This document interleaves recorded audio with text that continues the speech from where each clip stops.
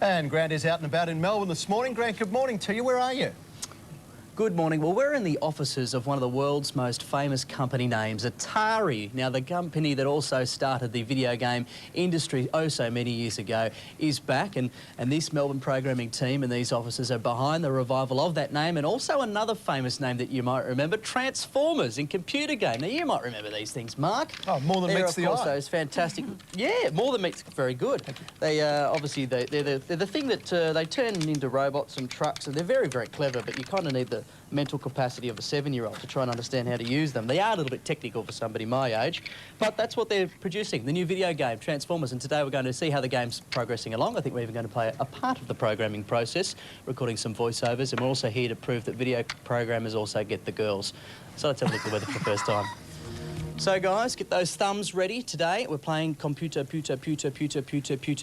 games, and Mel, I know how much you love them. I have no idea, but you can educate me. Thanks, Grant. I've seen some of your great work over the last 6 months. Yeah, thank you. Thanks for that. Talk to you soon. All right. Well, fans of computer games and lovers of those robots in disguise, punch the air in delight because this Melbourne programming team here at Atari Melbourne House are behind its revival. And before we take a look at the finished product ahead of its secret release, let's though take a look at the weather for the first time. Well, Adam, you're part of the team here, the managing director of Melbourne House, Atari Melbourne House. It's taken 2 years, 70 people and about $15 million Australian. How excited are you guys to be finally releasing Transformers? Well, you can imagine after 2 years of working on Transformers, the team's so happy to see it finally in a box and about to hit the streets. Why Australia? I wouldn't have thought Australia would have been a world superpower in terms of game making and world releases. Yeah, a lot of people don't realise that we in Melbourne House have been making games since 1980.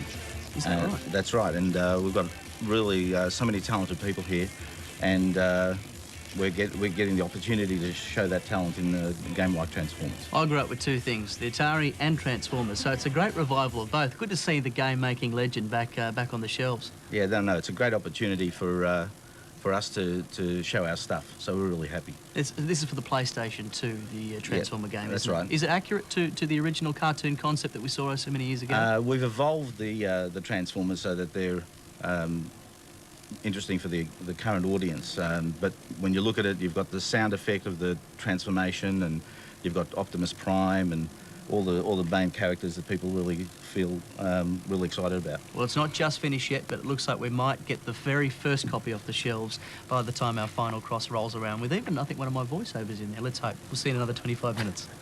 All right. Atari House is where we are this morning to celebrate the very first Transformers game, which is going to roll off the production line today, 20 years after it landed on our shores as a cartoon here in Australia. And there's more than meets the eye to our weather too. Let's have a look. Well, I'd like to introduce you to David and Kate, the part of the design team for the Transformers game. It's a fairly special occasion today. We're going to see the first one roll off the shelves, but let's have a look at the various process. Kate, if you want to take it away. How hard is it? Well, it's time-consuming. It is hard, slightly hard. But Where do you start? Well, every character that you see in the game has had to be built from the ground up. First stage of this process being the research and conceptual stage. This is where we go through as much Transformers reference material as we possibly can. So you're reading the magazines, you're playing with the toys, and you call it work. Absolutely, right. yeah, Gotcha. it's a tough job.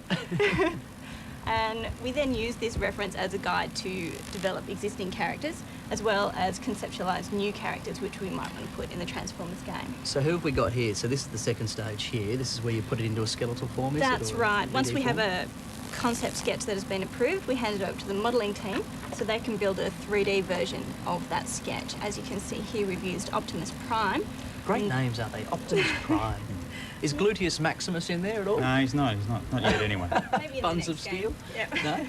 And then, Dave, it goes over to you where you put the movement then into Optimus Prime. Yeah, he gets textured, and then the animation team rig him with a skeleton. The skeleton just enables the animators to pose and animate him. And how long does it take to get to that stage?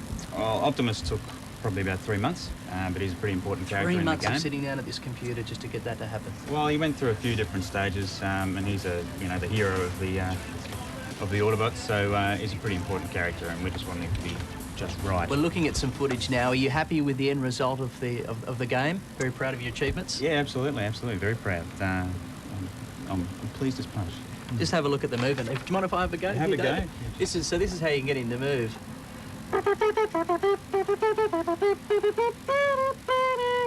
It's very clever, isn't it? Yeah, 3 months for that? Yeah, no, it looks easy, but there's a lot more involved. Yeah. There's a number of different actions that each character has to perform, and they can range from 30 to 80 different animations. Well, thanks for showing us, guys. Part of the process involved. There's so many different ways and so many different people, but good to see that Australia is also showing the rest of the world how it's done when it comes to making computer games. You can see that make the Transformers do the chicken dance, Grant, too. Yeah. But they haven't done that before. He's a talented man. Good on. All right. That's All right, well, as you know, there is far more than meets the eye to our weatherman, Grant Denyer. Grant, what are you up to? Lovely, Mark, just lovely. Well, Australia only really produces about 3 or 4 computer games for the world market each and every year, but nothing as big as what we've seen today. Transformers, of course, is being done at Atari Melbourne House here in Melbourne, and it looks like the world is paying very close attention because, as you'll see, Australia does it very, very well. Before we take a look at the soundstage, though, let's have a look at the weather. Well, this is where we put the sound of the game. Well, Marshall is the expert in that area. You even used Australian bands for the music for Transformers, the game. We have, yeah. Most of the music we do, or a lot of the music we do, is in-house. And the reason for that is because we want to make music more important for video games. So what we do is we develop the music with the game. And in this particular game, the music will actually give the player a cue. So it changes. So if there's enemies around the corner, the music will go up a level. So it actually works Is with that the right? action So on it's screen. quite interactive. Totally interactive. You've used one of my favourite bands, Regurgitated, to record the main theme. Can we have a little bit of a listen here? Sure can. Very Regurgitated, isn't it? Very regurgitated, very quirky. They would have loved that. Go Quan. Did they enjoy it? They did. Look, what happened was we found out that Regurg were really hot Transformers fans and mad Atari and video game fans. So we talked to them and said, do you want to get involved? And they said, we'd love to get involved. So they came up, they actually did one of the boss fights in the game for Cyclonus, and then they did their version of the theme song, which I believe they might even release as a single. So we'll see what happens. That'd be huge. Now, we've done a little opening sequence here. Let's just take a quick look because just start We playing have. This here. is a bit of a I've applied siege. my voiceover. You have. Well, let you hear the original first, and then we'll drop Very Grant in as Optimus Prime. Decepticons, trace that energy wave to its origin. Autobots, we must stop Megatron. Roll out! So that's my role. Now let's play That my was- version here now. We'll play your version, which we recorded secretly, and this is Grant becoming Optimus Prime. Autobots, we must stop Megatron. Roll out! I've always wanted to do that. Beautiful timing, and you're on the casting list for the next game. Have I Grant. devalued the game at all? Oh, no, absolutely not. No, the Australian version I think will serve very well. Oh, we can't wait for it to hit the shelves. Transformers, an Australian-made game hitting the world and take it by storm. Never heard you and quite so scary in your life there, Grant. Weatherboy, the game, coming soon. We'll see you soon. Roll out. You keep practicing. Good on you. Talk to you soon. Not too intimidating, really, is it? Absolutely. Well, shortly, though, we will start to talk about Atari because it was in the 1970s that Atari did produce the first gaming system, starting the company for $500 and producing the game Pong. It's now worth $10 million. Just how far have we come? We'll find out after this as we favour WA in the weather. Here we go. Adam, as the managing director of Atari here at Melbourne House, tell us how far have we come? We were talking about the game Pong being the foundation that set up the gaming industry. How Well- far removed are we now? Well, when we first started making games, you had one person who was the programmer, who was the artist, he was the sound guy, he did the testing, he did the whole lot. And today, to make a game like Transformers, you need 70 people, and they're all the specialisations. You've got programmers, artists, designers, testers, managers, sound guys, musicians, and even within those disciplines, there's specialisations. Just a massive industry, isn't it? It's It's hard huge. to describe. It's Who do you think will huge. buy the Transformers game when it hits the shelves? Of course, we hope to see the first one roll off the production line in about half an hour. Yeah. But, who's going to buy it? Well, when we made Transformers, we made it for the broader PS2 audience. So, obviously, the fanboys are going to love it. The people that grew up with Because Transformers... it's making a revival now, 20 years on. isn't it? Absolutely. You know, so the toys are selling really well, the cartoon show's doing well. The people that grew up with Transformers are going to love the game.